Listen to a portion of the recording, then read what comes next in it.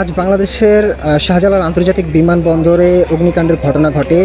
শাহজালাল আন্তর্জাতিক বিমানবন্দরের cargo village এলাকায় এই অগ্নিকাণ্ডের ঘটনাটি ঘটেছে।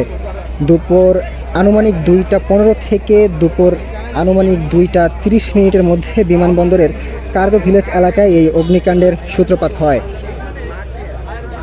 প্রাথমিকভাবে বিদেশি কুরিয়ার সার্ভিসের কার্গো শাখায় এই অগ্নিকাণ্ডের ঘটনাটি ঘটে এবং পরে আগুন ইলেকট্রনিক ও কেমিক্যাল গোডাউনে ছড়িয়ে পড়লে তা ভয়াবহ আকার ধারণ করে।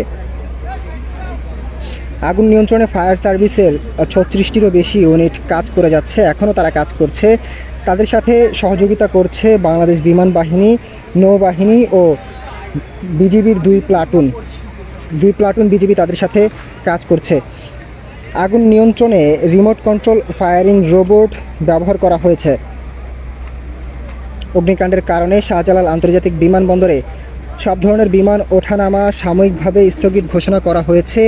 শাহজালাল আন্তর্জাতিক বিমানবন্দরে এখন কোনো বিমান ওঠানামা করছে না এবং ঢাকাগামী একাধিক আন্তর্জাতিক ফ্লাইট নিরাপত্তাজনিত কারণে চট্টগ্রাম বিমানবন্দর এবং কলকাতা বিমানবন্দরে ডাইভার্ট করা হয়েছে। আগুন থেকে কী পরিমাণ ক্ষয়ক্ষতি হয়েছে তা এখন পর্যন্ত জানা যায়নি। আগুন থেকে সম্ভাব্য ক্ষয়ক্ষতি এড়াতে অ্যাঙ্গারে থাকা বিমানগুলো সরিয়ে নেওয়া হচ্ছে। তাৎক্ষণিকভাবে আগুন লাগার কারণ কি তা এখনও জানা যায়নি এবং ক্ষয়ক্ষতির পরিমাণ কি হয়েছে তাও এখন পর্যন্ত জানা যায়নি।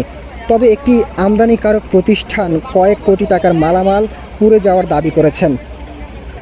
এখন পর্যন্ত কোনো হতাহতের খবর পাওয়া যায়নি এবং সন্ধ্যা পর্যন্ত আগুন পুরোপুরি নিয়ন্ত্রণে আনা সম্ভব হয়নি। এখনও আগুন জ্বলছে কার্গো ভিলেজের মধ্যে এবং কর্তৃপক্ষ এই বিষয়টি পর্যবেক্ষণ করছেন এবং আগুন এখনও পুরোপুরি নিয়ন্ত্রণে আসেনি।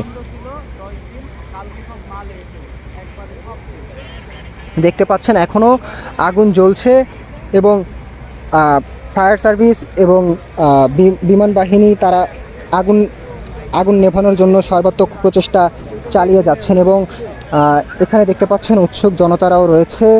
তারা এসেছেন এখানে বিমানবন্দরের এই আগুন দেখার জন্য। দেখতে পাচ্ছেন এখনও দাউ দাউ করে আগুন জ্বলছে। এই ছিল শাহজালাল আন্তর্জাতিক বিমানবন্দর থেকে সর্বশেষ।